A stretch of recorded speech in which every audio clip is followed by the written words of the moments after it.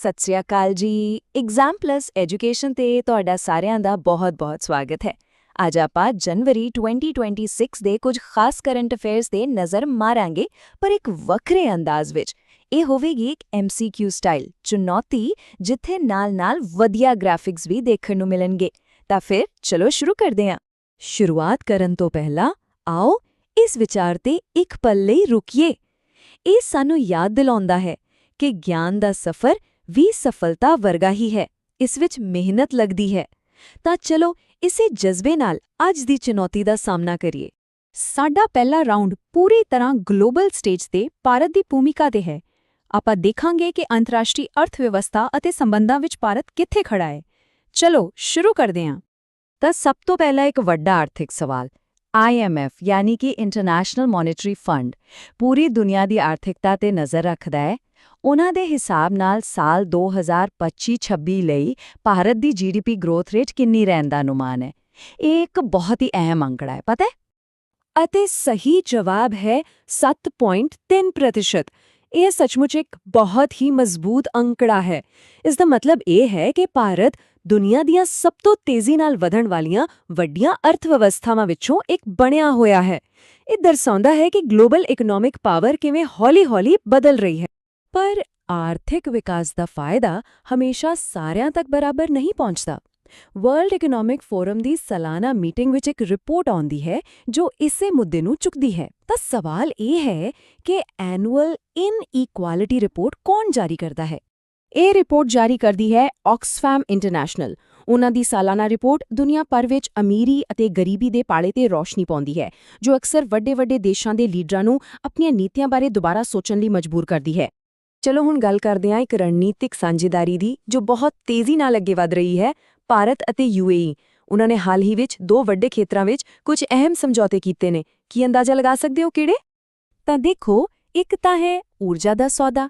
ਇਸ ਵਿੱਚ 10 ਸਾਲਾਂ ਲਈ 0.5 ਮਿਲੀਅਨ ਟਨ LNG ਯਾਨੀ ਤਰਲ ਕੁਦਰਤੀ ਗੈਸ ਦੀ ਸਪਲਾਈ ਹੋਵੇਗੀ। ਤੇ ਦੂਜਾ ਟੀਚਾ ਹੈ 2032 ਤੱਕ ਆਪਸੀ ਵਪਾਰ ਨੂੰ $200 ਬਿਲੀਅਨ ਤੱਕ ਪਹੁੰਚਾਉਣਾ। ਇਹ ਸਮਝੌਤੇ ਭਾਰਤ ਲਈ ਬਹੁਤ ਮਾਇਨੇ ਰੱਖਦੇ ਨੇ, ਖਾਸ ਕਰਕੇ ਊਰਜਾ ਸੁਰੱਖਿਆ ਲਈ। ਚਲੋ ਵਾਪਸ ਗਲੋਬਲ ਖਤਰਿਆਂ ਤੇ ਆਉਂਦੇ ਹਾਂ। ਜਿਵੇਂ-ਜਿਵੇਂ ਭਾਰਤ ਡਿਜੀਟਲ ਹੋ ਰਿਹਾ ਹੈ, ਨਵੇਂ ਖਤਰੇ ਵੀ ਸਾਹਮਣੇ ਆ ਰਹੇ ਨੇ। ਤਾਂ ਵਰਲਡ ਇਕਨੋਮਿਕ ਫੋਰਮ ਦੇ ਮੁਤਾਬਿਕ 2026 ਵਿੱਚ ਭਾਰਤ ਲਈ ਸਭ ਤੋਂ ਵੱਡਾ ਖਤਰਾ ਕੀ ਹੋ ਸਕਦਾ ਹੈ? ਅਤੇ ਜਵਾਬ ਹੈ ਸਾਈਬਰ ਸੁਰੱਖਿਆ। ਬਿਲਕੁਲ, ਜਿਵੇਂ-ਜਿਵੇਂ ਸਾਡੀ ਆਰਥਿਕਤਾ ਆਨਲਾਈਨ ਹੋ ਰਹੀ ਹੈ, ਸਾਡੇ ਜ਼ਰੂਰੀ ਬੁਨਿਆਦੀ ਢਾਂਚੇ ਅਤੇ ਨਾਗਰਿਕਾਂ ਦੇ ਡੇਟਾ ਨੂੰ ਬਚਾਉਣਾ ਇੱਕ ਬਹੁਤ ਵੱਡੀ ਰਾਸ਼ਟਰੀ ਚੁਣੌਤੀ ਬਣ ਗਿਆ ਹੈ। ਇਸ ਲਈ ਲਗਾਤਾਰ ਚੌਕਸ ਰਹਿਣ ਦੀ ਲੋੜ ਹੈ। ਚਲੋ ਜੀ, ਹੁਣ ਵਧਦੇ ਹਾਂ ਆਪਣੇ ਦੂਜੇ ਰਾਊਂਡ ਵੱਲ।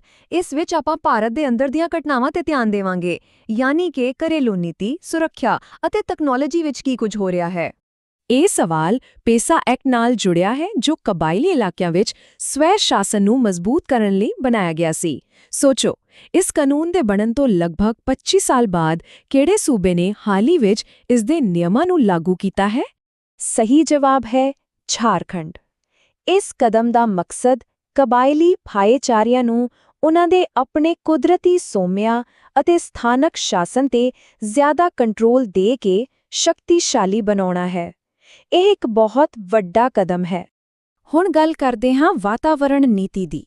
ਨਵੇਂ ਨਿਯਮਾਂ ਮੁਤਾਬਿਕ ਵਾਤਾਵਰਣ ਨਾਲ ਜੁੜੇ ਜੁਰਮਾਨਿਆਂ ਤੋਂ ਜੋ ਪੈਸਾ ਇਕੱਠਾ ਹੁੰਦਾ ਹੈ, ਉਸ ਨੂੰ ਕਿਵੇਂ ਵੰਡਿਆ ਜਾਵੇਗਾ? ਸਵਾਲ ਇਹ ਹੈ ਕਿ ਇਸ ਦਾ ਕਿੰਨਾ ਪ੍ਰਤੀਸ਼ਤ ਹਿੱਸਾ ਰਾਜ ਦੇ ਸੰਯੁਕਤ ਫੰਡ ਵਿੱਚ ਜਾਵੇਗਾ? ਅਤੇ ਜਵਾਬ ਹੈ 75%।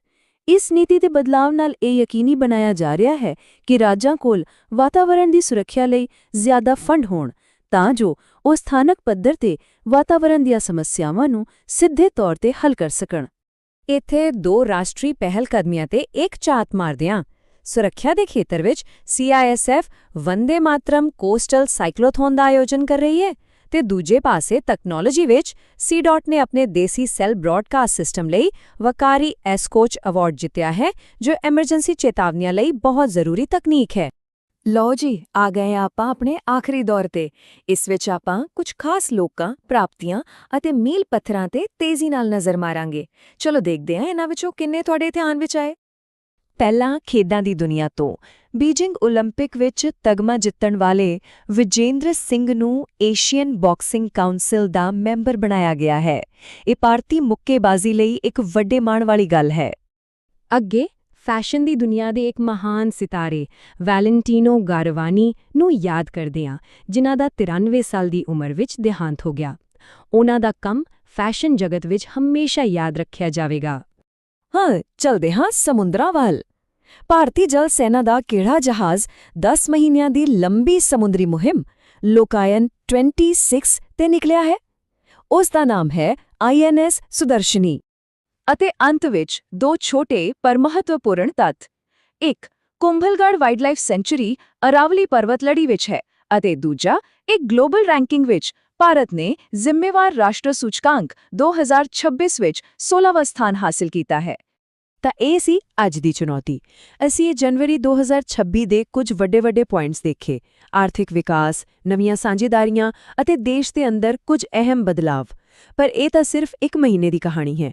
ਇਸ ਸਭ ਨੂੰ ਦੇਖਦੇ ਹੋਏ ਕੀ ਲੱਗਦਾ ਹੈ, ਆਉਣ ਵਾਲੇ ਸਾਲ ਦੀ ਸਭ ਤੋਂ ਵੱਡੀ ਅਤੇ ਪਰਿਭਾਸ਼ਿਤ ਕਰਨ ਵਾਲੀ ਕਹਾਣੀ ਕੀ ਹੋਵੇਗੀ?